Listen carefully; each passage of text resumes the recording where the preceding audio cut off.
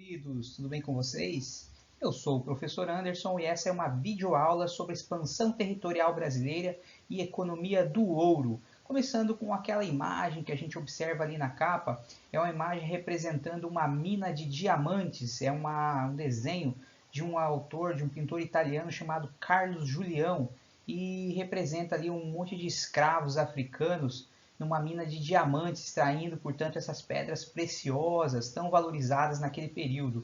A curiosidade fica por conta do fato de que tem para cada grupo pequeno ali de escravos, feitores, ou seja, observadores que estão ali fiscalizando a atividade deles para evitar, para impedir que eles contrabandeassem, que eles escondessem as pedras preciosas. O que se pode perceber de antemão, né, que eu vou falar um pouco mais adiante, é que praticamente todo o ouro, todos os metais preciosos, todas as pedras preciosas extraídas do território brasileiro, basicamente foi feita com a utilização da mão de obra escrava, principalmente africana.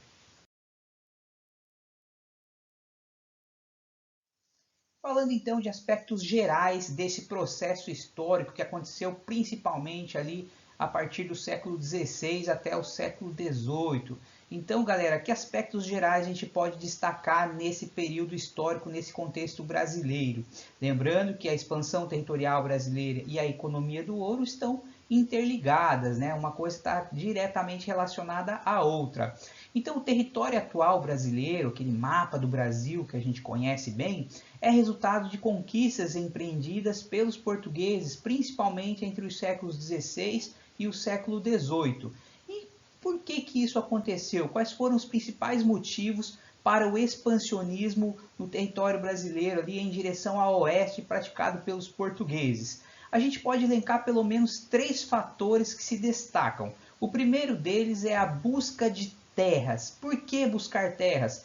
Principalmente para complementar a economia metropolitana. O modelo adotado pelos portugueses para colonizar e explorar o Brasil foi o chamado Pacto Colonial. E dentro desse modelo de exploração, onde se destacou principalmente o plantation, né? Ou seja, a divisão do território em latifúndios, grandes propriedades de terra, onde se praticava a monocultura, o cultivo de um único produto, produto esse que era direcionado para a exportação e que era cultivado com mão de obra escrava. Então, esses 4 itens formavam o plantation.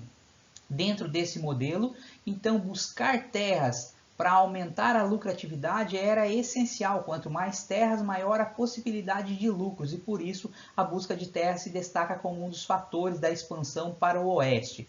Outro motivo que a gente pode destacar ali é a necessidade de mão de obra, pessoal. A mão de obra sempre foi um motivo fundamental ali para os portugueses se expandirem para o oeste. Como assim, professor? É que eles buscavam a mão de obra indígena, pessoal. Lembre-se que mesmo com a introdução da mão de obra escrava africana, como já falamos na aula anterior, mesmo assim os indígenas continuaram sendo escravizados até o final da escravidão, até a abolição da escravatura em 1888, de maneira então que variou de lugar para lugar, variando de época para época, quase que invariavelmente se recorria à mão de obra indígena, e esse foi um dos fatores que mais se destacaram para a expansão para o oeste, portanto, e para a configuração do mapa brasileiro atual. A preação dos indígenas, não raro em nome de Deus. Preação é o mesmo que captura. E o terceiro motivo que a gente pode elencar ali, então, realmente a busca pelos metais preciosos, pelo ouro, pela prata, por pedras preciosas que eram tão importantes para as coroas europeias naquele período, o período do mercantilismo. Tudo isso a gente vai falar um pouco mais para frente, vamos especificar cada um desses principais aspectos aí, principais motivos do expansionismo em direção ao oeste. Então a sequência da aula agora vai ser basicamente para a gente se aprofundar um pouco mais nesses 3 grandes motivos aí. Aqui temos um mapa, galera, e esse mapa, como se pode observar ali, é um mapa que pega a América do Sul, né? Então nós temos aqui, a gente pode né, delinear ali o mapa brasileiro. A gente vê o mapa do Brasil, os estados brasileiros ali sendo representados por aquelas siglas, né, como por exemplo AM Amazonas, AC Acre, RO Rondônia e assim por diante. E a gente pode observar também os países que são nossos vizinhos aqui na América do Sul. A gente observa ali Suriname, Guiana Francesa, Guiana, Venezuela, Colômbia, Peru, Bolívia, Chile, Paraguai, Argentina, Uruguai. A gente vê os nossos vizinhos aqui na América do Sul, pessoal. É uma pena que esse mapa aqui na região que é onde vê nossos vizinhos aqui, eles não estejam de uma outra cor, né? Estão de verde também, mas eu acho que todo mundo consegue divisar bem o Brasil ali, as linhas, o contorno, né? Os contornos do mapa do Brasil. E a gente vê que o mapa tem duas cores, uma parte em amarelo e uma parte em verde. E a gente vê uma linha vermelha dividindo essas duas partes. O que seria aquela linha vermelha? Aquela linha nada mais é do que o Tratado de Tordesilhas, aquele tratado que foi assinado entre Portugal e Espanha em 1494, que dividia o território, né, a partir das ilhas de Cabo Verde, lá no litoral da África, no Oceano Atlântico, né, 370 léguas a oeste de Cabo Verde, passava-se essa linha imaginária. E essa linha imaginária pegou exatamente aqui na América do Sul e exatamente onde passa o Brasil. E então, tudo que estava em amarelo ali era possessão portuguesa e tudo que estava em verde era possessão espanhola. E qual que é a intenção então de mostrar esse mapa aqui? A intenção é que todos percebam que o mapa do Brasil não respeita, ou melhor, não respeitou o Tratado de Tordesilhas, o que significa que os portugueses ultrapassaram os limites de Tordesilhas e bastante, principalmente se a gente observar mais ao norte do Brasil, né? Do centro do Brasil em direção ao norte, é que a gente percebe a maior expansão em direção ao oeste, que é a parte que o mapa do Brasil ali ficou bem grande, ficou bem maior, né? Quando a gente vai se direcionando para o sul do Brasil, a gente percebe que o mapa vai afunilando ali. Ainda assim, a gente consegue, né, observar que, mesmo no sul, os portugueses ultrapassaram, né, e bastante até, se for pensar bem, né, o mapa ali, a linha do imaginário do Tratado de Tordesilhas. Então, o mapa do Brasil se configurou dessa maneira, onde os portugueses, desrespeitando em algum momento o Tratado de Tordesilhas, ultrapassaram. Então a gente vai entender ao longo da aula como é que se deu esse processo, né? E principalmente para cada região. Então eu vou tentar explicar ali como é que aconteceu isso. Mas o mapa, né, a intenção era exatamente essa, mostrar que o mapa do Brasil foi resultado dessa expansão em direção ao oeste pelos portugueses e, claro, passando por cima do Tratado de Tordesilhas. Bom, então falando sobre a busca de terras, o primeiro item lá, lembrando que são os 3 itens que a gente vai falar, né? Busca de terras, mão de obra e metais. Então as 3 buscas aí que explicam melhor por que o mapa do Brasil atual se configurou dessa maneira, porque os portugueses ultrapassaram os limites de Tordesilhas. Primeiro, então, vamos falar da busca de terras.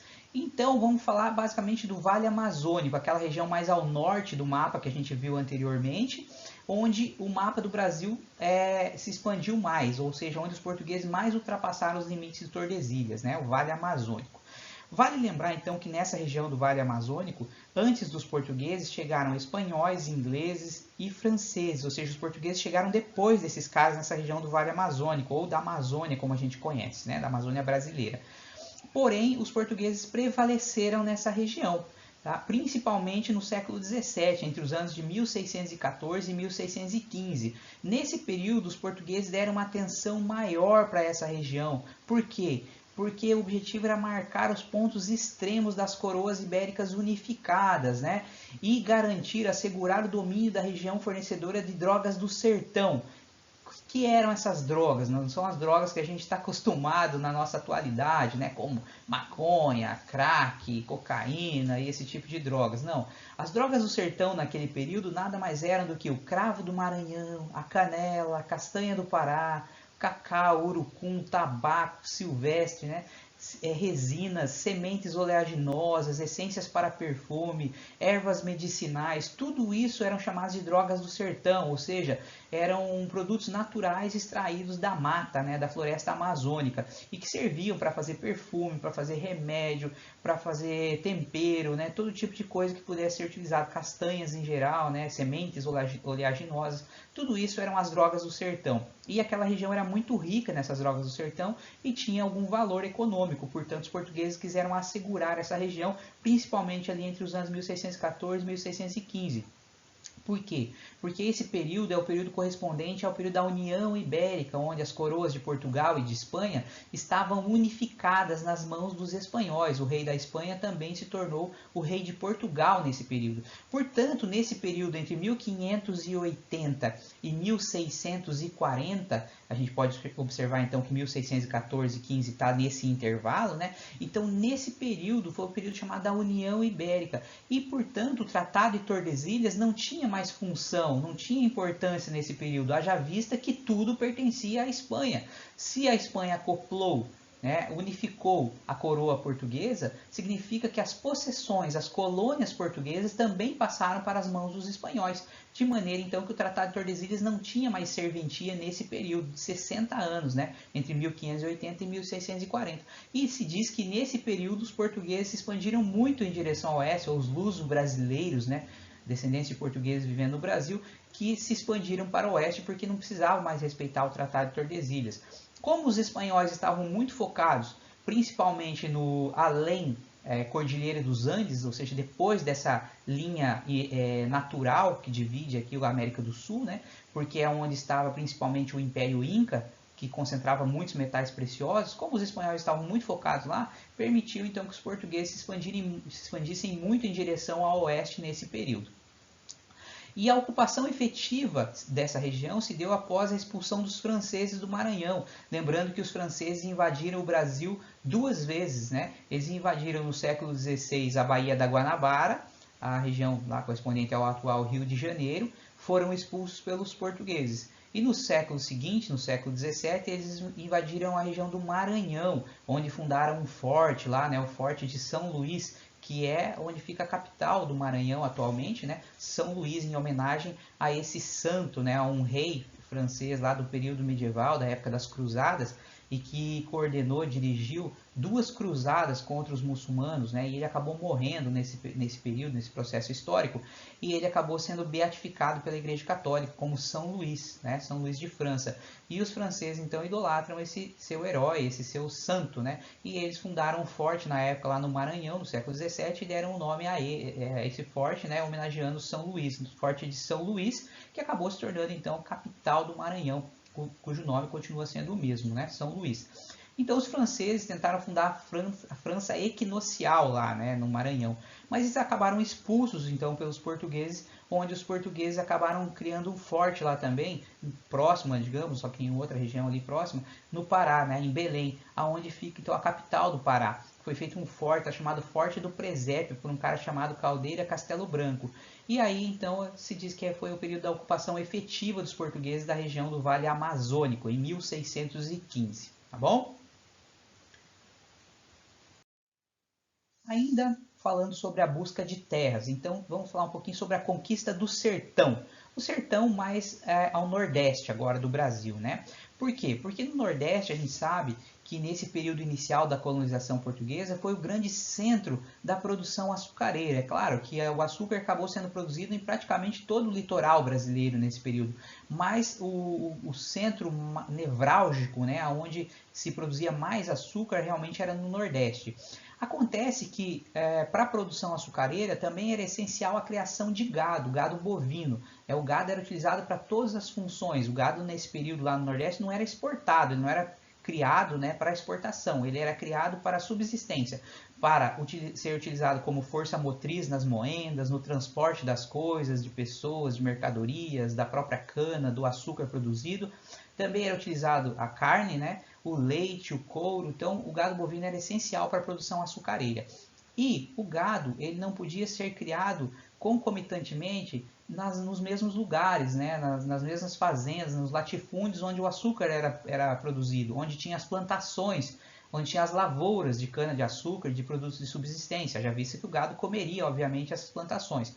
Então esse gado ele acabava sendo criado no chamado sertão de dentro. O que era o sertão de dentro? As margens dos rios São Francisco, que também o rio São Francisco, também conhecido como Velho Chico hoje, né, que é um rio gigantesco lá que cruza o Nordeste brasileiro, ele também ganhou o apelido naquela época de Rio dos Currais, porque era exatamente por causa da criação de gado, que era muito intensa nessas margens, né, do Rio São Francisco, não só dele, mas também do Rio Canindé, do Parnaíba e do Itapecuru. Então os criadores de gado, né, os fazendeiros, eles era uma atividade mais ou menos seminômade, né? Eles saíam do litoral com esse gado e iam em direção a esses rios. Esse gado era engordado nessa região, nas margens desses rios aí, né? Comendo capim, bebendo a água dos rios, e depois esse gado retornava para as fazendas. Então a criação de gado ela era feita nesse sertão de dentro e ajuda a explicar como é que houve essa expansão do litoral brasileiro, na região nordeste, para o chamado sertão de dentro. Então foi a criação de gado que foi essencial. E aí, com essa criação de gado, houve a integração entre o litoral baiano, São Luís no Maranhão e Minas do Brasil Central, que também ficaram conhecidas como Minas Gerais, onde ficam hoje os estados de Minas Gerais e o estado de Goiás. Isso mais à frente. Então, a criação de gado propiciou essa integração entre o litoral e o interior do Brasil. Tá? Essa interiorização do país, ela feita tanto a partir da conquista do Vale Amazônico, quanto também da conquista do Sertão de Dentro pela criação de gado e depois a exploração aurífera, né? Essa interiorização ela demonstrou uma característica interessante. Formou-se uma sociedade muito diferente daquela sociedade característica do litoral, aquela que nós vimos em aulas anteriores, a chamada sociedade açucareira, que é uma sociedade muito rígida, muito rigorosa, formada basicamente por senhores e escravos, ou seja, os grandes proprietários de terras e de escravos, e os próprios escravos eram as duas classes sociais que se destacavam.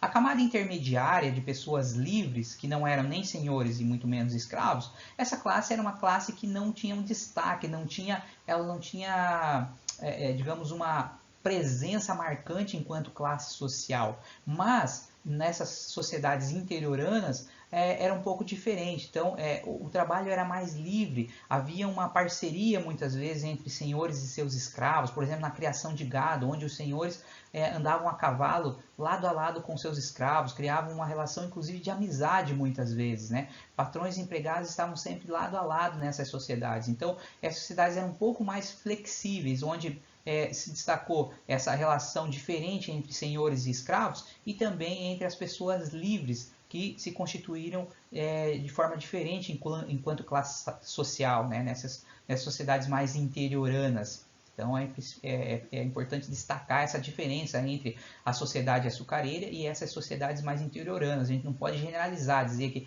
aquela sociedade açucareira era característica do Brasil todo, em todas as regiões, em todos os lugares, em todas as épocas. Não foi assim. Então havia sociedades um tanto quanto heterogêneas dentro do território brasileiro, ainda que guardassem algumas semelhanças entre si. Falando ainda então agora do segundo ponto, né, da necessidade de mão de obra, pessoal, ou seja, um dos fatores preponderantes ali para a expansão territorial em direção ao oeste. Então, se a gente falou até agora da busca de terras, especialmente ali mais no norte e nordeste brasileiro, né, onde o mapa brasileiro cresceu mais, a gente precisa falar também da questão da mão de obra, né? Durante o período colonial, foi posto em prática diversas formas de organização do trabalho, né, para tentar suprir a falta de mão de obra, que sempre foi um problema no Brasil, né?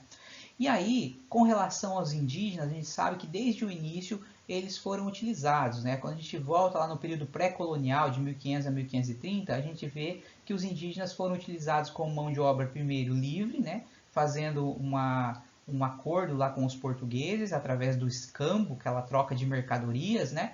E depois acabaram sendo escravizados quando não quiseram colaborar mais. E esse processo, desde o início lá, ele acaba tendo continuidade mais adiante, mesmo com a introdução da mão de obra dos africanos. Ou seja, os indígenas ora colaboravam, ora resistiam. Então essa oscilação entre colaboração e resistência. Nesse processo histórico, então, os portugueses eles tentaram arregimentar uma série de artifícios, de mecanismos para conseguir a colaboração dos indígenas, né?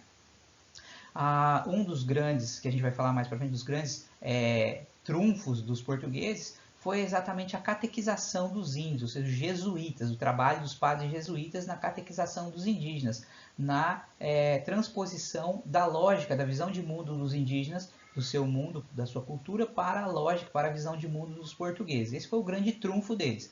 Mas também eles utilizaram outras ferramentas. Por exemplo, tentar fazer acordos com os indígenas. Tem um personagem histórico, um português chamado João Ramalho, que ele acabou se casando com a filha de um cacique de uma tribo indígena, né? O cacique Tibiriçá. Então, o João Ramalho casou com a Bartira, né, que era a filha desse cacique. E esse exemplo histórico é a demonstração de como os portugueses tentaram encontrar maneiras de obter o apoio dos indígenas, né? Então, o casamento entre um homem branco e uma indígena, um acordo, uma espécie de contrato, objetivava exatamente isso, mostrar que os portugueses, tentar passar uma aparência de que os portugueses eram amigos e não inimigos dos indígenas, que eles podiam fazer acordos formais, acordos de amizade. E esse casamento então simbolizou exatamente essa tentativa dos portugueses de obter o apoio dos indígenas, né, pacificamente. Alguns grupos, ao longo do processo histórico, aí, do período colonial especialmente, auxiliaram os portugueses, dentro da própria lógica deles, dos indígenas, né? Por exemplo, através do escambo, onde os indígenas acreditavam que fosse uma relação de amizade. Mas não só isso também. Por exemplo, quando os indígenas colaboraram com os portugueses para expulsar os franceses da Baía da Guanabara, utilizando aquela lógica, o inimigo do meu inimigo é meu amigo. Isso nós já vimos também em aulas anteriores, né? Então, foram várias as maneiras que os indígenas colaboraram, mas também outros tantos grupos indígenas ofereceram muita resistência, inclusive complicando bastante a vida dos portugueses em alguns lugares e em alguns períodos. Então houve essa oscilação entre a resistência armada contra os portugueses e a colaboração a eles. Continuamos falando então lá sobre o item 2, né? A necessidade de mão de obra. E sobre isso é importante falar sobre os conflitos que ocorreram entre colonos e jesuítas.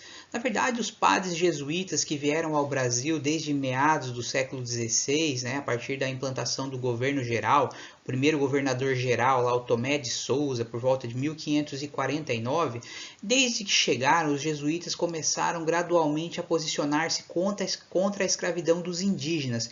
E isso causou um desconforto muito grande nos colonos, porque os colonos dependiam muito dessa mão de obra ainda, lembrando que era o período que começa a ser implantada a mão de obra escrava africana. Então os jesuítas aparecem como um obstáculo aos colonizadores, e isso gera conflitos entre eles. Por conta desses conflitos, os jesuítas resolveram sair do litoral, onde eles estavam sendo rechaçados, ao litoral de São Paulo, litoral da região de São Vicente, e subir em direção ao Planalto. E eles fundaram então a Vila de Santo André, que fica nos arredores da cidade de São Paulo hoje, faz parte do chamado ABCD paulista lá, né? Santo André é o A, né? E fundaram também um colégio lá na região de Piratininga. O colégio ficou intitulado Colégio de São Paulo de Piratininga. Piratininga era um termo, né, que vem lá do indígena, do Tupi-Guarani, e que significa terra do peixe seco, né? Acho que é alguma coisa assim.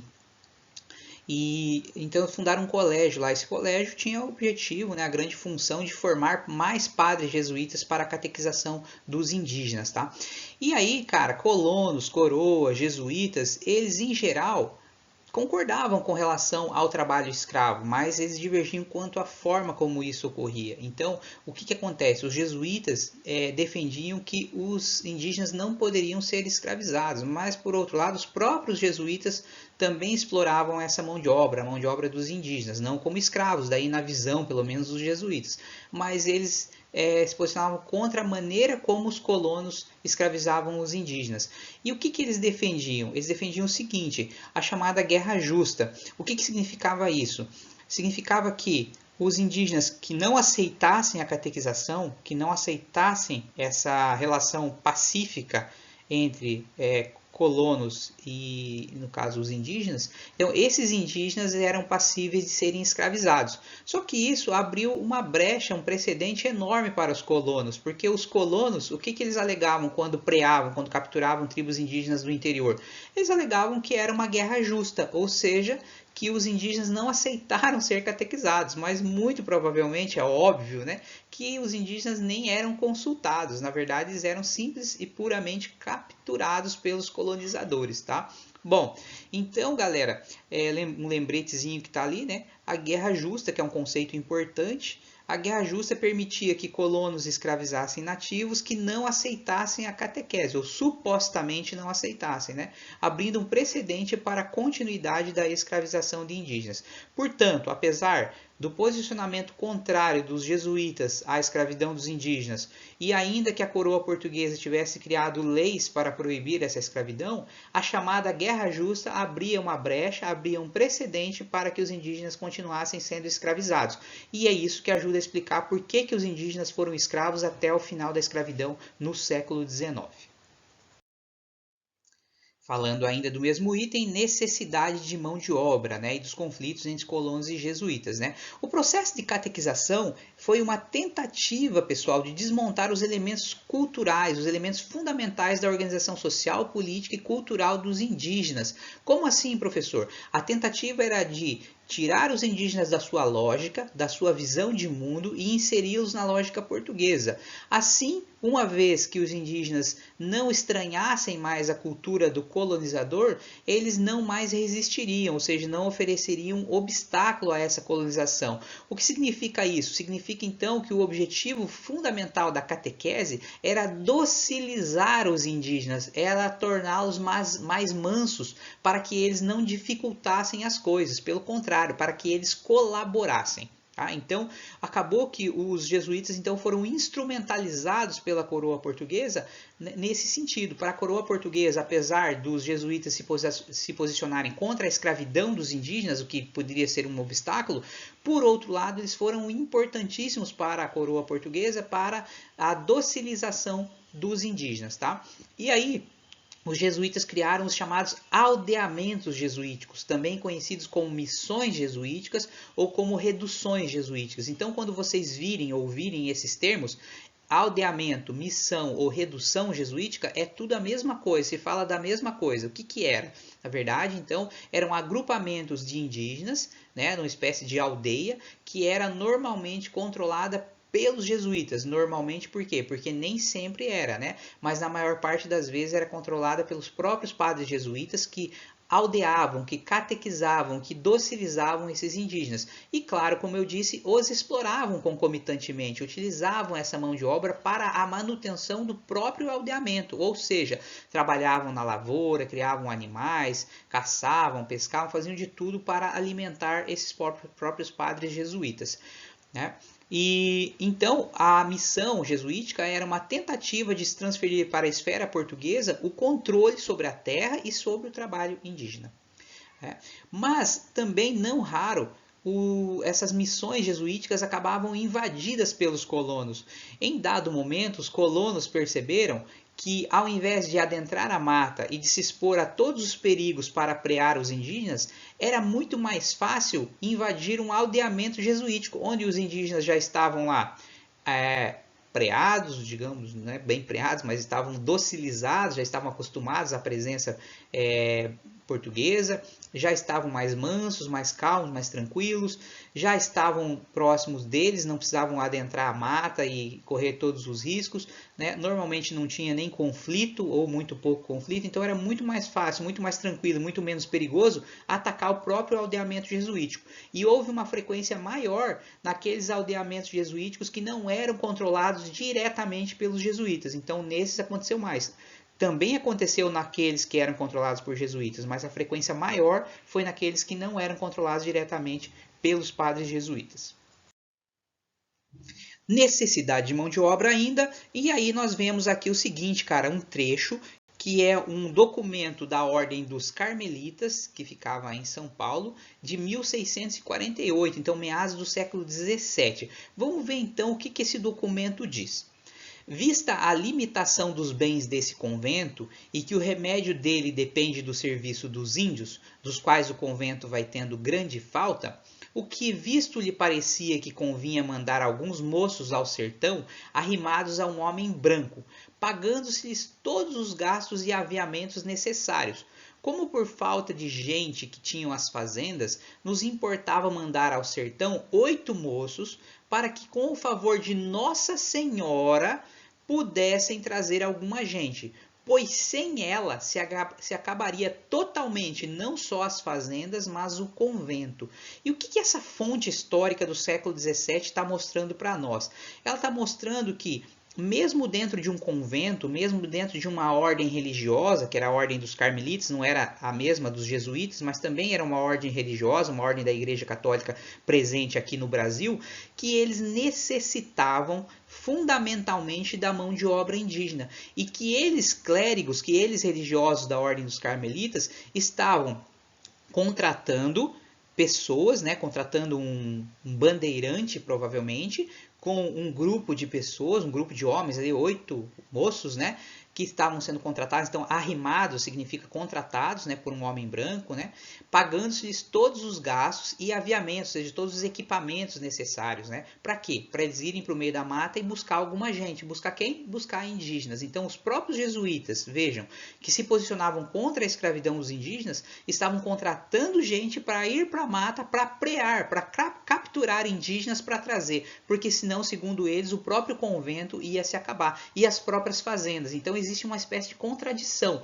Ao mesmo tempo que a Igreja Católica se posiciona, de certa forma, contra a escravidão dos indígenas, ela própria incentiva em dados momentos, dependendo da demanda, dependendo da necessidade, que se capturassem, que se preassem indígenas para se levar para o litoral. Então aqui a gente percebe muito claramente essa contradição nessa fonte histórica.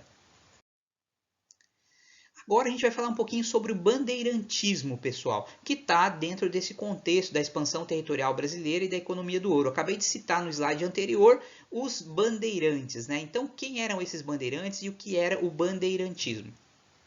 Pode-se dizer, grosso modo, que o bandeirantismo se tratava de expedições predatórias ao sertão, ou seja, pessoas, grupos, agrupamentos de homens, normalmente, que adentravam a mata em busca de alguma coisa. Normalmente em busca do quê? Normalmente em busca de indígenas e de metais preciosos, principalmente essas duas coisas, né? Mas não só, também a gente viu lá que na Amazônia eles também iam em direção às drogas do sertão e iam atrás de outras coisas também, mas principalmente atrás de metais preciosos, ouro e de indígenas, tá? Então o grande projeto eram esses dois: encontrar metais preciosos e enriquecer graças à mão de obra indígenas. E os bandeirantes foram os pioneiros na chamada expansão territorial brasileira, tá? Mas é preciso dizer, é preciso esclarecer que esses caras eles devastaram as comunidades indígenas, né, interior do Brasil adentro.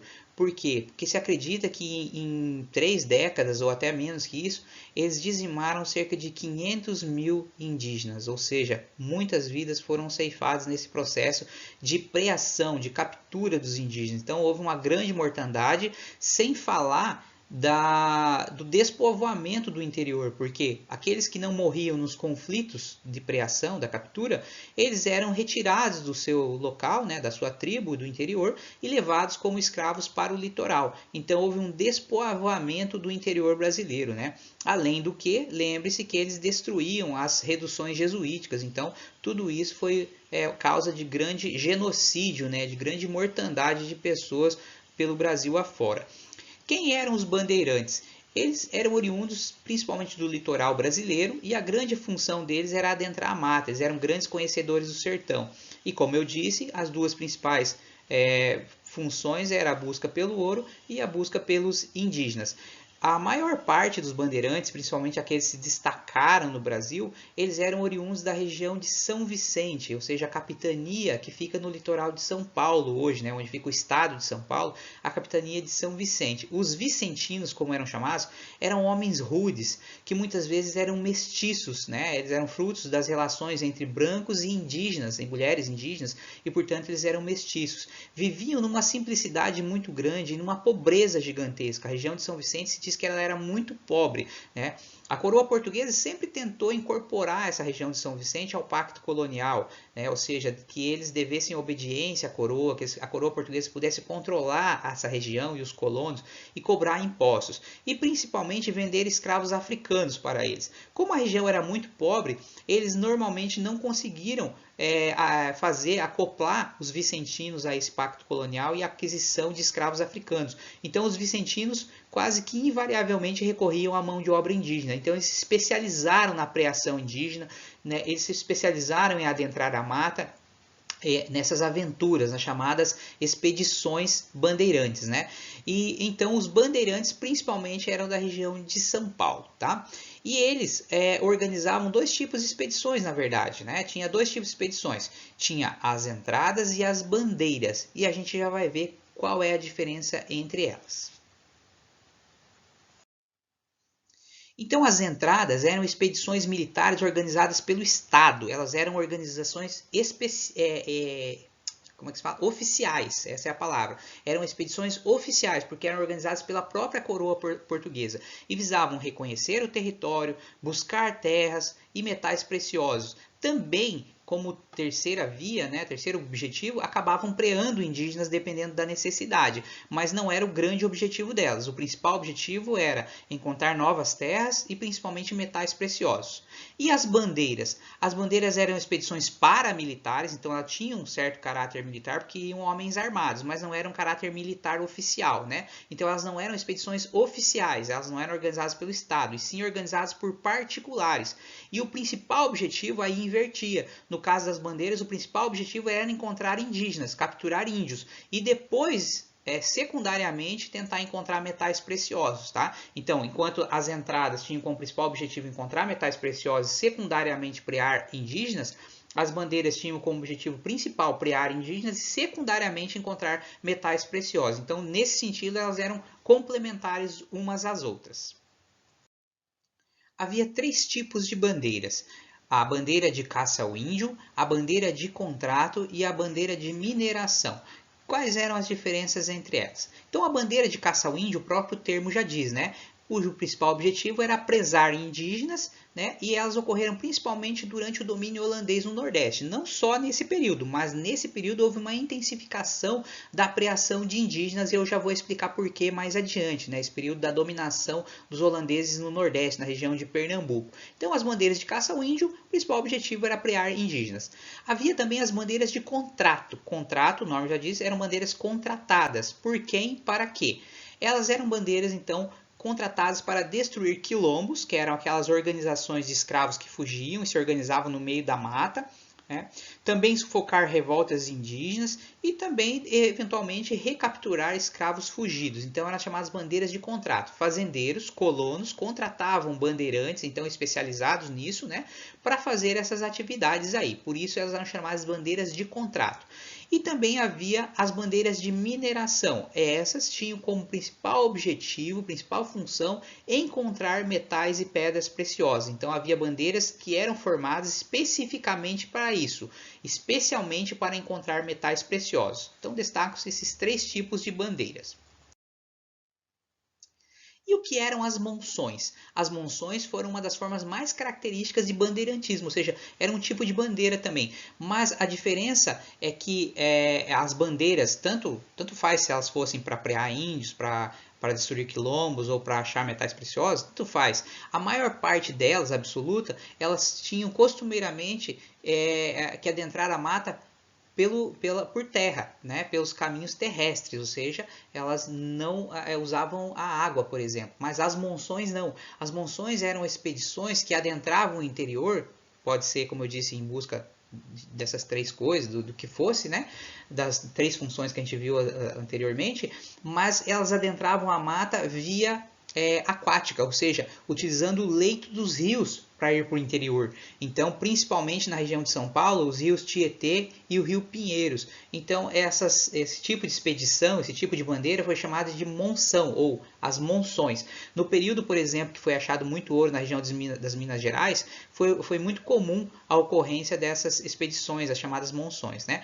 Nelas, além dos bandeirantes, também participavam um grande número de pessoas livres, né, de todas as funções, todo tipo de profissão, né, e também escravos que eram levados para a região das Minas Gerais, né. Trabalhavam como carregadores, artesãos, intérpretes, conhecedores do sertão, iam militares, padres, quer dizer, ia muita gente nessas monções, nessas canoas, eram canoas muito grandes, né, que iam pelo leito desses rios, então em direção ao interior do Brasil.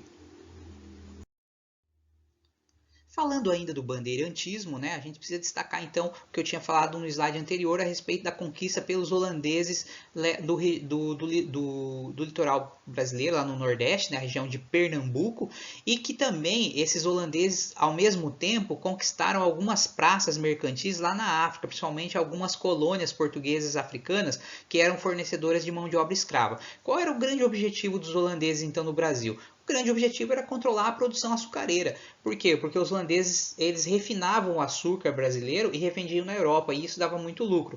Mas no período então da chamada União Ibérica, quando Portugal passou para as mãos da Espanha, os espanhóis se negaram, se recusaram a fornecer o açúcar para os holandeses. Então os holandeses resolveram fazer o quê? Controlar a própria produção açucareira. Mas os holandeses sabiam que para a produção açucareira a mão de obra escrava africana era essencial nesse período, né, durante o século XVII, quando eles estiveram no Brasil. Então eles foram lá para a África tentar controlar o próprio tráfico negreiro também. Né? E só que os portugueses tentaram expulsá-los tanto daqui do Brasil quanto lá da África, né? Ou seja, impedir que eles traficassem escravos também.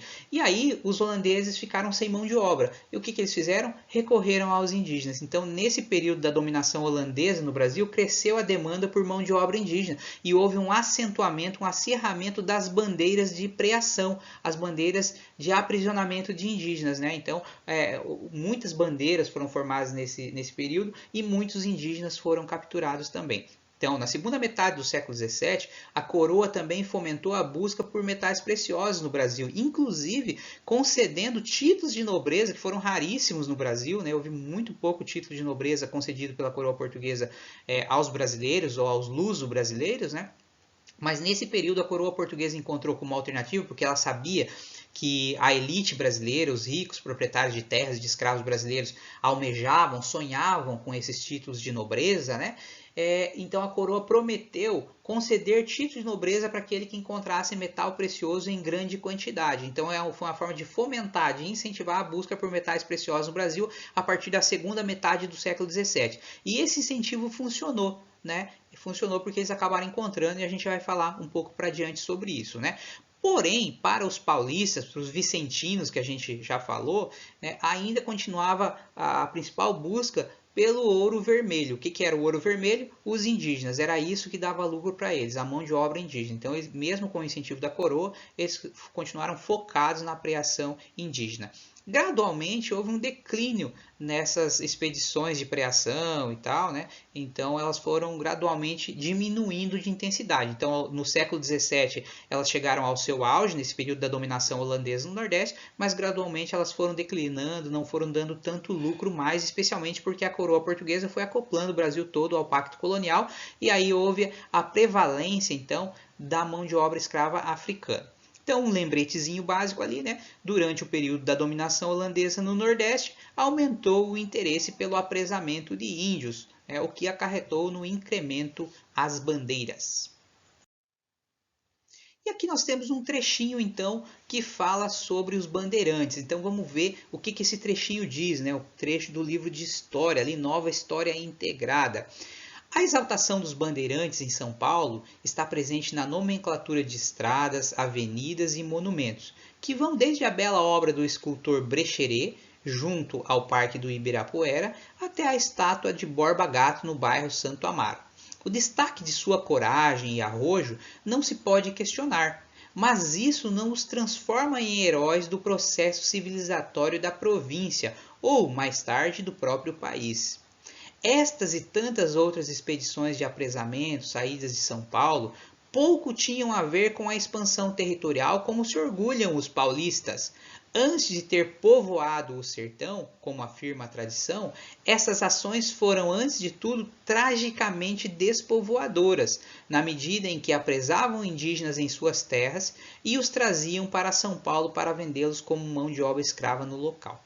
Então a gente vê um ponto de vista um pouco distinto ali da chamada historiografia oficial do Brasil, daquela historiografia que resolveu heroificar as figuras dos bandeirantes, né? Então, nesse trecho, os autores apontam que existe um outro ponto de vista sobre os bandeirantes, que ao invés de povoarem o interior do Brasil, de serem heróis civilizadores, na verdade eles foram despovoadores e genocidas, né? Porque eles despovoaram o sertão. por conta das guerras de preação, haja vista que os indígenas reagiam à captura e não raro morriam nesses confrontos porque lutavam com armas primitivas. Né? É claro que muitos colonizadores, muitos bandeirantes também acabavam falecendo, acabavam perdendo a vida nesses confrontos, mas a maioria que perdia eram indígenas, e os que sobravam, os que sobreviviam, eles eram capturados, amarrados, atados uns aos outros com cordas ou correntes e eram levados até o litoral para serem vendidos como escravos. Então, realmente, eles despovoaram o interior do Brasil porque ou mataram esses indígenas, né, através das guerras, levando doenças a essas comunidades também e capturando, escravizando indígenas. Então, eles não foram heróis povoadores, e sim despovoadores do sertão brasileiro, e esse é um outro ponto de vista importante para se colocar. Por quê? Porque muitos historiadores perceberam que a historiografia oficial buscou heroificar essas figuras, buscou moldá-los e transformá-los em verdadeiros heróis. Acontece que não é bem assim. Então existem outros pontos de vista a respeito desses bandeirantes, mostrando um outro lado da moeda, né? Que normalmente foi ocultado por uma historiografia lá do passado, do século XIX, início do século XX, né? Uma historiografia mais positivista, mais elitista, digamos assim. Então, uma historiografia mais crítica, e muito mais recente no tempo de nós aqui, mais próxima de nós no tempo, uma historiografia mais presente, né, do tempo presente, ela mostra então que os bandeirantes eles acabaram cometendo esse verdadeiro genocídio com essas comunidades indígenas do interior, e isso precisa ser verificado e precisa ser registrado pela história também. Aqui nós temos então uma imagem mostrando o monumento às bandeiras, que foi citado no trecho anterior ali, né? O monumento às bandeiras do Vitor Brecheret, que fica lá em frente ao Parque do Ibirapuera, em São Paulo. Então, nessa imagem pode observar os bandeirantes que estão a cavalo ali e aquela fileira de homens que está atrás dos cavalos ali, aquela fileira é formada por indígenas que foram escravizados no interior e estão sendo levados para o litoral, para as fazendas, para serem escravizados. Então, ela é uma escultura que a gente pode perceber ali da primeira metade do século XX e ela tem a ver com essa também historiografia heroificadora, mitificadora da figura dos bandeirantes, que os transformou em heróis civilizadores. E o que a gente pode perceber então é que a historiografia mais atual ela faz uma crítica muito feroz, né, dizendo que não é bem assim, que esses caras não são esses heróis que foram mitificados através de todas essas homenagens que foram feitas a eles, com nome de rua, nome de praça, nome de bairro, nome de cidade, de rodovia, com esculturas como essa do Vitor Brecheret e tantos outros monumentos espalhados pelo Brasil, especialmente em São Paulo, né? Como eu disse, já vista que a maioria dos bandeirantes eram paulistas, mas também pelo Brasil afora. A gente pode perceber em todos os estados brasileiros e nas grandes cidades brasileiras homenagens aos bandeirantes. Aqui nós temos uma pintura, então, do Jean-Baptiste Debré, né, um artista aí do século XIX, e ela foi intitulada Caçador de Escravos. Então, ela representa exatamente essa função aí dos bandeirantes, né, a preação dos indígenas. A gente vê, então, que eles adentravam a mata, capturavam os indígenas e levavam para o litoral para vendê-los como escravos. E o Jean-Baptiste Debré, esse pintor, esse artista francês aí que veio para o Brasil no início do século XIX, representou o Brasil sob vários aspectos, tem uma coleção muito vasta, né, o Jean-Baptiste Debré. Ele representou também essa atividade que era praticada no Brasil colonial ainda nesse período, né? A pintura, na verdade, ali, a coleção 1820 a 1830, então no intervalo em que o Brasil passa de colônia de Portugal para um país livre em 1822 com a proclamação da independência.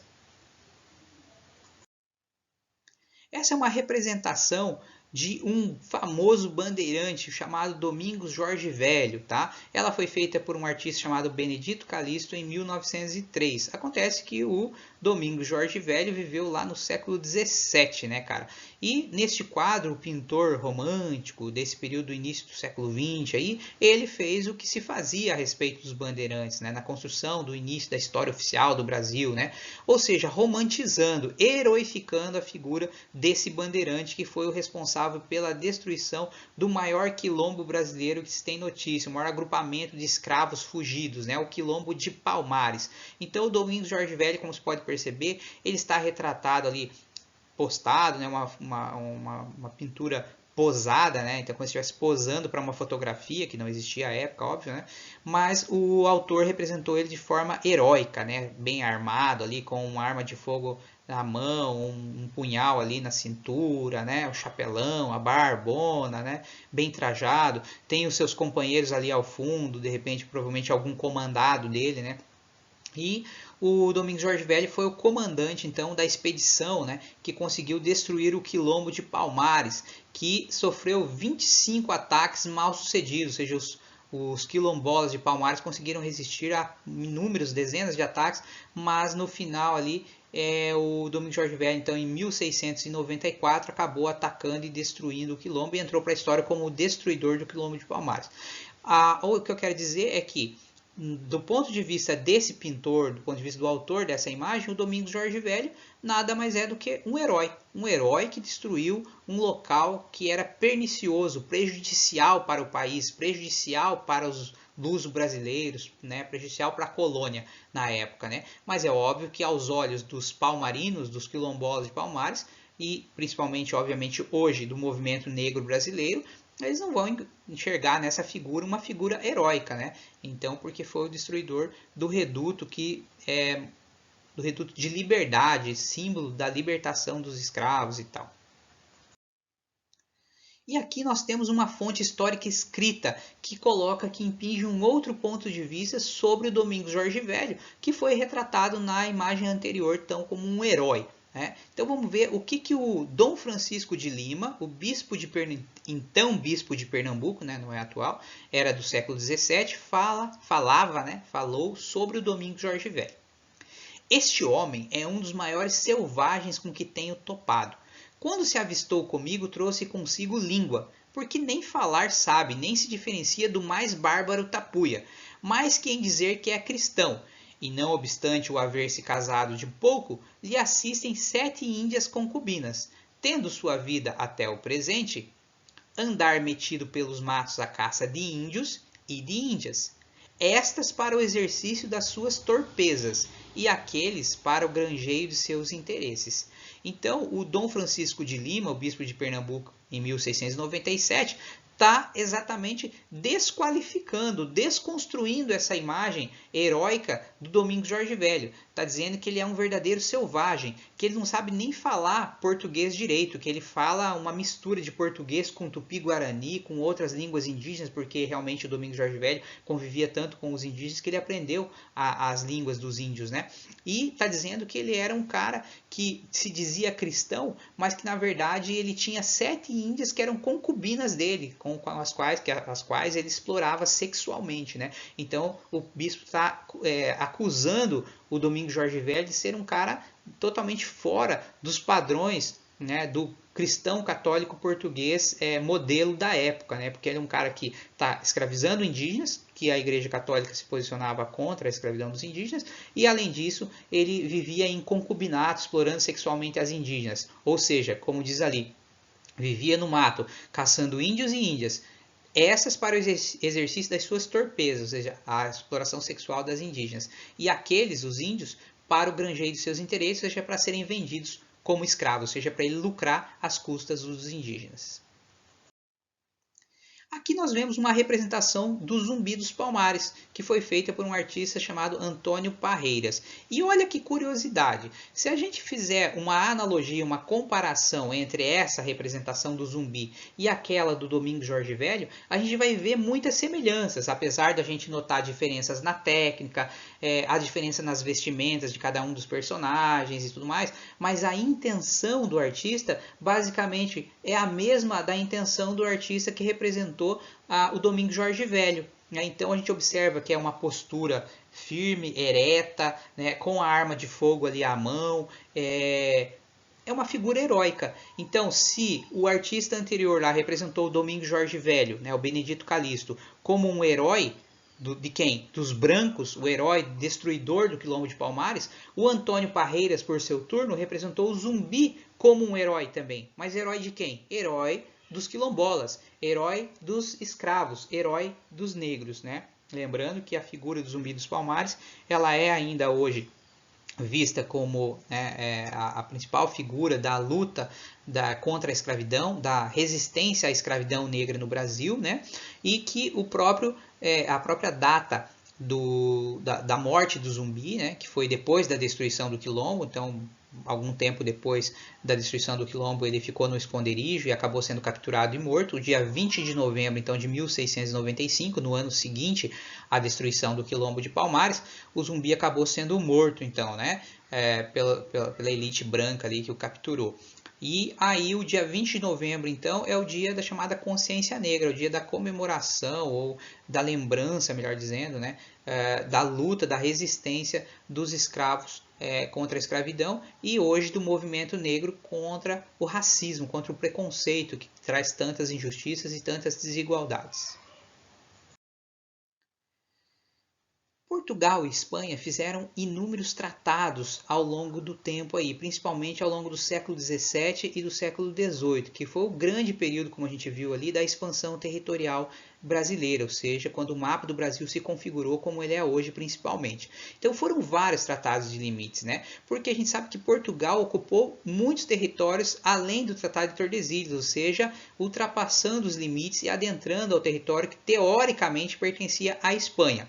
Então a gente vai falar de alguns desses tratados de limites, mas vamos falar muito rapidamente, porque o mais importante deles é o que a gente vai frisar, que é o Tratado de Madrid. Então vamos lá. Primeiro, o Tratado de Lisboa, Lisboa, capital de Portugal, de 1681.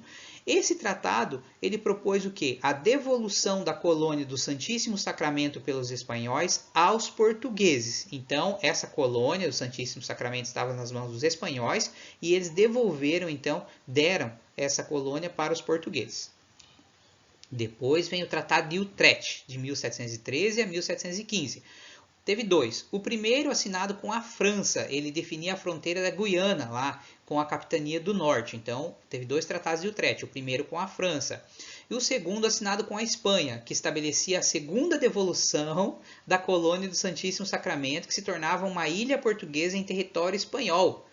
Então, uma coisa meio louca lá, mas que não tinha dado certo o primeiro Tratado de Lisboa, então, e agora, novamente, Portugal pede a devolução da colônia do Santíssimo Sacramento e é assinado esse tratado entre Portugal e Espanha. Mais tratados de limites lá então. O Tratado de Madrid, que esse eu destacaria. Se a gente precisar lembrar de algum tratado de limites entre Portugal e Espanha, esse é o Tratado de Madrid de 1750. Madrid, capital da Espanha, como todos sabem, né? E esse tratado fez o que, professor? Houve a devolução da colônia do Sacramento à Espanha, em troca da região dos 7 povos das missões. E qual foi o critério utilizado? Uso capião para a demarcação das fronteiras. O que é o uso capião? É quem chegou primeiro, é quem está lá primeiro. Não importa então se tinha o Tratado de Tordesilhas, quem desrespeitou o quê. O que importa é quem chegou primeiro. Então houve esse critério, né, para a devolução da colônia do Sacramento à Espanha. Lembrando que a Espanha tinha devolvido a Portugal, agora Portugal devolve à Espanha, em troca da região dos 7 povos das missões, que estava nas mãos de quem? Estava nas mãos de Portugal, ou melhor, estava nas mãos da Espanha e passa agora para as mãos de Portugal. É um pouco confuso, mas é isso mesmo, tá? E então vem outro tratado, o Tratado de Santo Ildefonso, de 1777, onde houve a devolução a Portugal da ilha de Santa Catarina, olha lá, ó, a capital de Santa Catarina, Florianópolis, né? Então houve a devolução a Portugal da ilha de Santa Catarina, em troca da colônia do Sacramento e 7 povos das missões. Olha que confusão nessa região sul do Brasil ali. E, finalmente, o Tratado de Badajoz, de 1801, que houve o restabelecimento do Tratado de Madrid, de 1750, né? E, inclusive, tem uma curiosidade nesse período aí, houve um ataque gaúcho aos 7 povos das missões, que pertencia à Espanha, portanto, né? E, finalmente, o lembrete. Então, o que a gente precisa lembrar disso? O lembrete é, o Tratado de Madrid de 1750, após 51 anos, afirmou-se como o mais importante dos tratados de limites entre Espanha e Portugal. Então, se a gente precisar lembrar de um tratado de limites, a gente precisa lembrar do Tratado de Madrid. E vou repetir o que ele significou, então. Devolução da colônia do Sacramento à Espanha, em troca da região dos 7 povos das missões, e foi utilizado uso capião para a demarcação dessas fronteiras. Esse foi o Tratado de Madrid, portanto. Continuamos falando, então, do terceiro item ali, a busca por metais preciosos, galera. E a busca por metais preciosos fazia parte, então, daquele conjunto de práticas econômicas que foi adotado pelos estados absolutistas, pelos estados nacionais modernos, pelos países da época, né? E o que significava isso? Estava dentro desse conjunto chamado mercantilismo, cuja premissa básica era o entesouramento de metais preciosos, como o ouro, a prata ou mesmo pedras preciosas, né? Quanto mais ouro, por exemplo, quanto mais metal precioso um país tivesse guardado, mais rico e poderoso ele era considerado. Daí, então, essa verdadeira corrida entre os países da época para ver quem conseguia mais metais preciosos. Os espanhóis, eles saíram na frente nesse aspecto. Por quê? Porque a parte que lhes coube através do Tratado de Tordesilhas fez com que eles encontrassem três grandiosos impérios aqui no continente americano: o Império Azteca, o Império Maia e o Império Inca. E nesses impérios, eles não só conheciam os metais, como já utilizavam os metais em larga escala para a fabricação de ferramentas, de armas, de um monte de coisas. E esses metais eram muito valorizados por esses impérios e por seus imperadores, por sua elite. Então os espanhóis, eles se apropriaram do sistema que já existia de exploração, de pagamento de impostos, substituíram os governantes, substituíram as cabeças e consequentemente passaram a obter esses metais preciosos diretamente na colônia. Ou seja, eles vinham para cá, retiravam o metal e levavam, carreavam esse metal todo para a Europa. Né? E esse tipo de mercantilismo, o mercantilismo espanhol, foi chamado de bulionismo. Né? Os portugueses, por sua vez, a princípio adotaram o plantation, porque inicialmente, quando chegaram ao Brasil, eles não encontraram metal precioso em grande quantidade. Os indígenas que viviam no litoral brasileiro, eles até conheciam os metais, o ouro, por exemplo, e pedras preciosas, mas não tinha valor econômico para eles, né? Os indígenas viam esses metais apenas como curiosidade, porque achavam bonitinho, diferente, mas eles não utilizavam esses metais.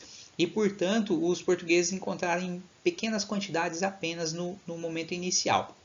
A partir do século XVII apenas é que os portugueses resolveram que iriam fomentar então a busca por metais preciosos no Brasil, tendo em vista que os espanhóis, mesmo em pleno século XVII, continuavam fazendo grandes retiradas de metais do continente americano, especialmente agora do Império Inca. A prata, né, das minas peruanas, como se dizia, afluíam para a Espanha nesse período. Então os portugueses resolveram forçar um pouco a barra e tentar encontrar metal precioso no Brasil. Inclusive, como nós vimos no slide anterior, oferecendo título de nobreza para aquele que encontrasse ouro ou metal precioso em grande quantidade. Então houve um fomento à busca por metais preciosos no Brasil a partir do século XVII.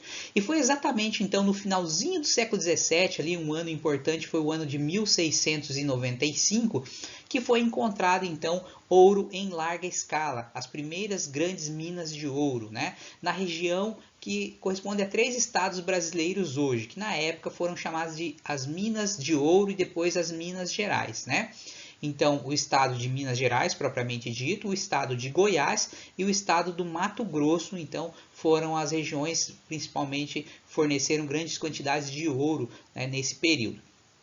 Então aconteceu o seguinte, uma verdadeira febre do ouro nesse período, uma migração em massa para a região das minas de ouro desse período, ou seja, das mais variadas regiões brasileiras, especialmente do norte e nordeste brasileiro, onde estavam concentradas as grandes fazendas, as grandes plantations, onde os seus senhores, os senhores de terras e escravos, abandonavam as suas plantações, abandonavam as suas atividades, pegavam o maior número de escravos que pudessem e migravam para as minas em busca então do enriquecimento através do ouro, do achado do ouro. E não só do Brasil, mas afluiu gente para as minas, principalmente também de Portugal, galera. Muitos portugueses saíram do seu país e vieram para o Brasil em busca da aventura do ouro, inclusive obrigando, forçando a coroa portuguesa a criar um mecanismo de limitação ou de proibição mesmo da emigração, ou seja, da saída de portugueses em direção ao Brasil. E para evitar, dizia-se inclusive com um certo grau de exagero, que se a coroa portuguesa não adotasse uma medida para limitar a vinda de portugueses para cá, para o Brasil, em busca do ouro, que Portugal ia ficar despovoado nesse período, haja vista a quantidade de portugueses que afluíram para o Brasil nesse período. Muito bem, então houve nesse período a construção de inúmeras estradas, de vilas, cidades que foram surgindo no caminho do litoral em direção ao centro-sul brasileiro, em direção às Minas Gerais. Então, o Brasil, vamos dizer assim, se interiorizou ainda mais com o achado do ouro nessa região.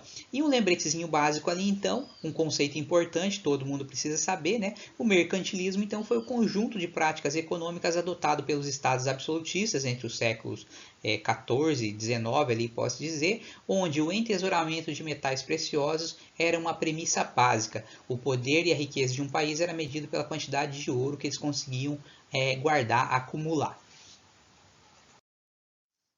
Continuando nesse item da busca de metais preciosos, né, o que aconteceu? Como começou a fluir muita gente para as Minas Gerais, os paulistas, os famosos bandeirantes paulistas que tinham sido os primeiros a encontrar esse ouro em grande quantidade, resolveram então reivindicar a exclusividade na exploração. Um dos seus principais líderes nesse período foi um cara chamado Borba Gato.